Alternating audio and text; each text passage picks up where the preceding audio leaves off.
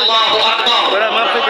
সবাই এতগুলো কণ্ঠ থেকে একবার আল্লাহ আওয়াজ উঠবে, আল্লাহু আকবারের ধ্বনি প্রতিধ্বনিত হবে, আকাশ বাতাস প্রকম্পিত হবে।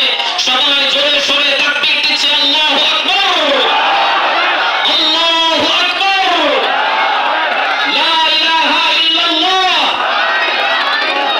আল্লাহু আকবার, আল্লাহু আকবার, ওয়ালিল্লাহিল হামদ।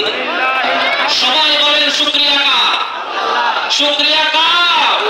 সমস্ত রাজার যিনি রাজা তিনি কে? সবার যিনি বড় তিনি কে? সমস্ত তাকবীর কার? সমস্ত হামদ কার? সমস্ত সানা কার? সমস্ত নামাজ কার?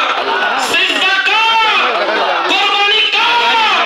সে আল্লাহকে ডাক দিয়ে আবার বলছে আল্লাহু আকবার, আরো জোরে বলে আল্লাহু আকবার, লা ইলাহা ইল্লাল্লাহ,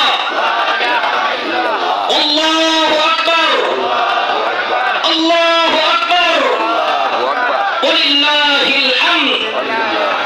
আমরা জোরে সোরে বলছি আলহামদুলিল্লাহ। আলহামদুলিল্লাহ। আজকে এই পরিবেশ যিনি ঠান্ডা রেখেছেন তিনি কে? আমি চাইলেও হয়তো আজকে ঈদের মাঠে আসা সম্ভব ছিল না যদি একজন না চাইতেন, তিনি কে? আল্লাহ। আজকের এখান থেকে যদি আজকে বিসর্জন দেওয়ার দিন, আজকে কুরবানির দিন, কুরবানি শব্দটা আম। আল্লাহু আকবার। সমস্ত ফেরেশতারা বলে উঠেছিল আল্লাহু আকবার। ফেরেশতা জিবরাইল আলাইহিস সালাম আল্লাহু আকবার, আল্লাহু আকবার, আল্লাহু আকবার বলে বলে বলে বলে জান্নাত থেকে দুম্বা নিয়ে এসে বাবার শরীর নিচে সন্তানকে সরিয়ে বাবার শরীর নিচে রেখেছে। আবার বলেন আল্লাহু আকবার। ইব্রাহিম আলাইহিস সালাম বলেছেন লা ইলাহা ইল্লাল্লাহ আল্লাহু আকবার।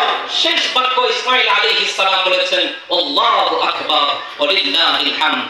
এই আইয়ামে তাশরীকের এই বাক্যগুলো আল্লাহর কাছে এত পছন্দ। কুরবানি করছি, মানুষ আমাকে অনেক কিছু বলবে, না, নিয়ত এখন চেঞ্জ করে ফেলবো, বড় কুরবানি করলে সওয়াব বেশি হবে। নবীজি বলেন বিকুল্লি শাআরাতিন হাসানা।